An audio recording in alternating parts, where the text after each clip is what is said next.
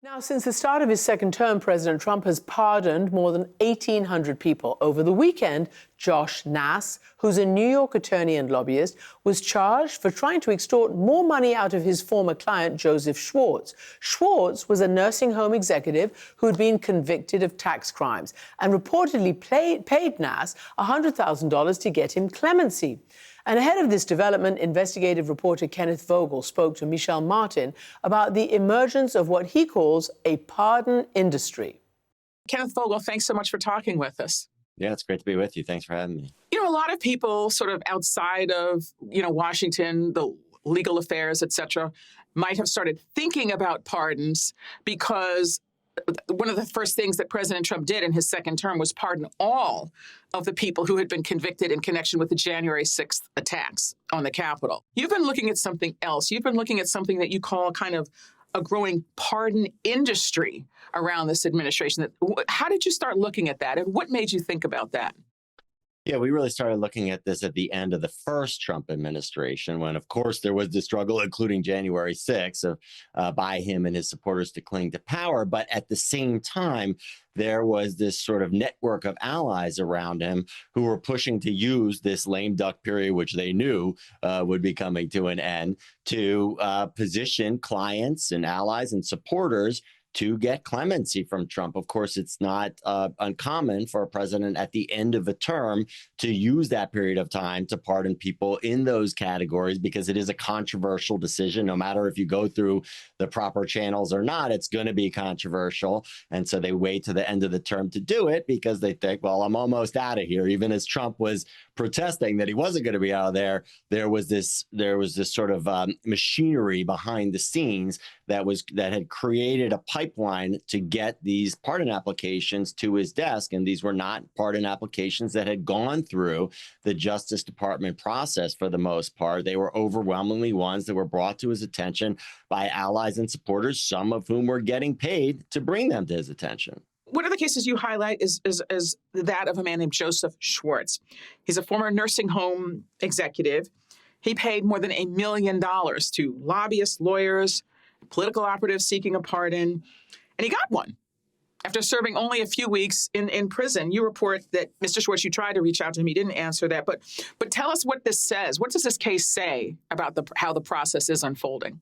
Yeah, well, his case was particularly interesting to us, both because it was sort of a mystery. Like when he got pardoned, it wasn't immediately clear, as it is in some of these other cases.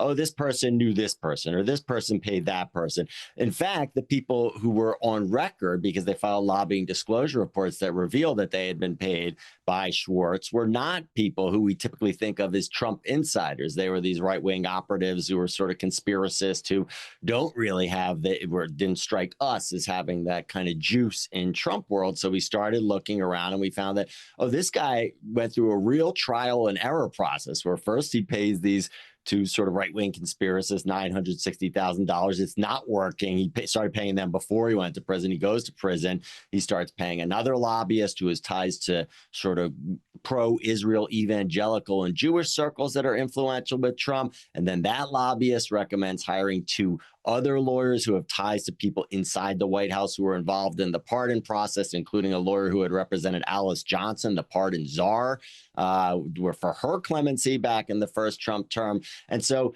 it wasn't, even after all of our reporting, it wasn't definitively, we couldn't draw a direct line between this payment to that person to the pardon, but it kind of offered a snapshot through which we could look at this emerging industry and the ways that different people are seeking to sort of advance clemency cases by using their connections to Trump and by crafting arguments that they think are going to resonate with Trump.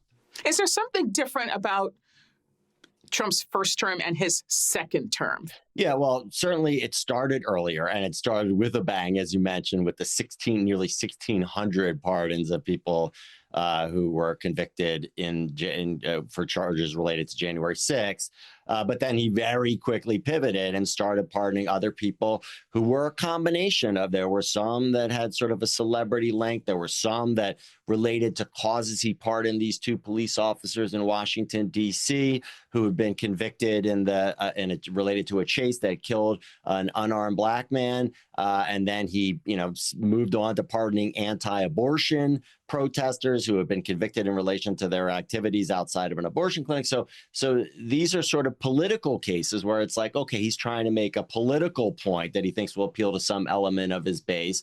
But then there were others who were these two conservative, very pro-Trump reality TV stars, Todd and Julie Chrisley. Well, that's sort of more of the celebrity front. And then there are a host of these fraudsters, which is the most interesting one to us, because there's not necessarily an obvious political connection. In fact, here's an administration that is making a great political stand about cracking down on fraud and simultaneously pardoning all of these fraudsters who are convicted in some cases, not just of defrauding, customers or clients, but of defrauding the U.S. government, of Medicare fraud, of tax fraud, and he's pardoning these people. And these tend to be the most affluent offenders who either have the connections themselves or have given money or have the resources to hire someone. So those are the ones that I've focused on because they're the sort of, they play the most in my sort of specialty, my beat, which is following the money and looking at the various ways that money influences politics. And as you intimated, there is this new industry, the pardon industrial complex, they call it, that is has become in some ways a critical sort of channel for money influencing politics. So lobbying has been a part of politics, since the 1800s, right? And the president's pardon power is absolute. Now, I know that during the Obama administration, there was an attempt to create some sort of a system to use the pardon power to address circumstances where public opinion had changed. But lobbying has always been a part of it. I remember during the Clinton administration, there were people who were pardoned that many people now look at that. And so what happened there? Is there something distinct even when you think about those earlier eras? Yes. And your question actually points to two extremes of the process.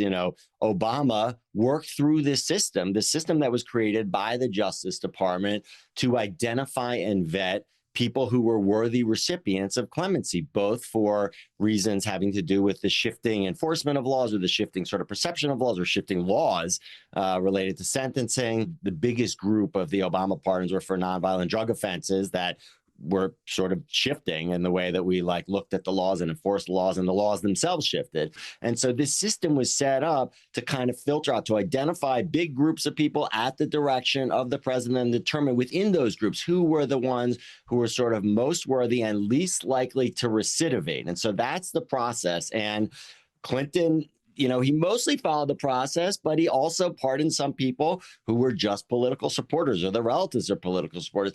He even pardoned people who had paid his relatives. So that's not too dissimilar from what we're talking about with Trump. Now, the difference is that Clinton also mostly adhered to that Justice Department sort of funnel system, that most of his clemency grants were issued through that. An overwhelming majority of Obama's were, almost none of Trump's are. So it's a feature, not a bug, is what you're saying. That's a good way to put it. So, the White House has pushed back strongly on the idea that money or lobbyists are influencing these decisions. In response to your reporting, the press secretary, Caroline Leavitt, said, anyone spending money to lobby for pardons is foolishly wasting their money, and the president doesn't even know who these so-called lobbyists are. And she says that the administration has a robust pardon review process and that President Trump is the final decider. Well, we know that the president's the final decider because that is the way the system works. As we said, the pardon power is absolute. But how do you square the rest of that with the patterns that you've uncovered? Yeah, I mean, another difference I would say between both the traditional way that the clemency grants are sort of processed and announced versus how Trump is doing, and frankly, even different than the way that he's doing now is different from the way he was doing his first term. Was during his first term, he did announce, even during this sort of spree of pardons and commutations at the end of the term, the White House would put out statements justifying almost every single one and saying this person was supported by these people, and here's what they've done in the community, and sort of making the case for it. Now they don't do that at all. So, the White House saying that this is the result of a rigorous process, and this isn't, these people are all deserving, and the lobbying has nothing to do with it. Well, they're basically asking us to take their word for it. In the cases some of the cases that you've reported on, there were victims. There were victims who were expecting restitutions. The court found that there were victims. Yeah. Well, actually, in the case of Joseph Schwartz, he did pay his restitution. It was one of the rare ones where he did fully upfront. But there are certainly many others that we found where they didn't pay the restitution. In fact, they were seeking the pardon because they were aware of the deadlines for either reporting to prison, aspects of their sentence, including reporting to prison, but also the restitution that they wanted to avoid. And that restitution is wiped away. They no longer, that's one of the elements of the sentence that is wiped away. So I'll give an example of one that we covered early in the term. It was a guy by the name of Walczak. Paul Walczak was his name. He got a pardon. His family had been sort of moderate Republican donors in South Florida in that Trumpy scene. But we learned and reported that his mother, who at one point had been in business with him, had made a $1 million donation to the Trump-backed super PAC called MAGA Inc., which entitled her to go to an intimate dinner with around 20 donors and President Trump, where she pleaded this case. And President Trump, and he had already pleaded guilty, and he was waiting to report, and President Trump issued the pardon before he ever had to report. So he was spared from having to pay, I think it was like $4.4 million in restitution. So, that $1 million, if that was in fact what, got her the audience that led to her having the successful pleading with her, that would have been a good investment. In this case, would you say that there's a quid pro quo? I mean, in any of these cases, is it clear that there's a quid pro quo, or is it mainly by inference? That's a good question. I'm glad you brought it up, because I don't mean to suggest that in that case there was a smoking gun where we had the clear causal connection between the donation and the lobbying and the pardon. It's almost never. I mean, I have not found a case where I could definitively prove that. There's always sort of some plausible deniability and some alternate. We always go out of our way to capture the explanation from the White House that pushes back on that. And part of the reason why we can definitively answer those questions about what led to it is it really is still kind of a black box. It's an opaque thing. The president is the ultimate decider, as Caroline Levitt put in the quote to us, and there's not like a whole lot of accountability despite congressional efforts to try to bring it. It is really an unfettered power and one of the most sweeping ones of the president that really no one can check him on it. It's interesting because remember at the end of the Biden administration, the president pardoned members of his immediate family. He pardoned his son, who had been convicted on gun charges. His sister, for some reason, I think he pardoned people who he said, or it was said on his behalf, he thought would be targets. What's the sort of the discourse around pardons now, given what has transpired in just this first year of the second Trump term? You said that Congress has thought about maybe trying to intervene in this. There really doesn't seem to be any avenue for them to do so, right? I mean, it's a constitutional right that the president has specific to that office. And I just wondered, what are people saying about this? I mean, there's bipartisan legislation, actually, although I point out that the Republican who sponsored this in the House is Representative Don Bacon of Nebraska, who's sort of emerged as a bit of a thorn in Trump's side and willing to take him on an array of issues. But nonetheless, this is regarded, I think, by serious people who study this issue across the political spectrum as problematic and maybe like an increasing trend. And so that was, I think, the genesis of the objections that you saw from sort of pardon experts to the Biden pardons. I mean, I'll separate the two and say, Hunter Biden, this is a violation of a promise that former President Biden made to not pardon his son, and he turned around and did it anyway. The son, Hunter Biden, had committed crimes. He had pleaded guilty to crimes, tax crimes, gun crimes, some of the people President Trump pardoned. Yes, 100%. Although they were not I was about to say they were not directly related. He did pardon his daughter's father-in-law, Charles Kushner, albeit for a crime that was some time in the past. But I say this, but I was saying there was sort of separate categories, and there were I think a more sweeping set of objections by experts to the Hunter Biden pardon than to the preemptive pardons of other people, political allies, Anthony Fauci and others who, I think it was probably fair to assume Trump might come after these people, and that a pardon would prevent their prosecution. And there were some people who objected. There were some experts who I talked to who said this is an improper use of the pardon. It should be used for people who have actually been convicted and have served time and have shown remorse and the like, not preempt or proactively. Before we let you go, is there one of these cases in particular that really stands out to you? Yeah, I mean, the woman who got 2 clemency grants for 2 different crimes is one. But, there's certainly others where people have gone back. There was a guy, Eliyahu Weinstein, who, perpetrated this great fraud and that affected a lot of people. And, he went to jail and he got a commutation by Trump. And then, shortly thereafter, if you read the court filings by prosecutors, they allege that he was back at another fraud using a different name, and he's back in jail. And so the reoffenders are the ones that I think really put this in the starkest relief and show why the system and these attempts, I mean, it's an unfettered, it's an unchecked power by the president, but there was a system that was set up to try to make it easier and make it more meritorious, and it's being ignored. And I think when you see the reoffenders, that really brings that home.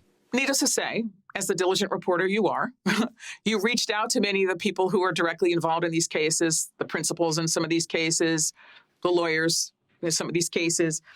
Some declined to comment.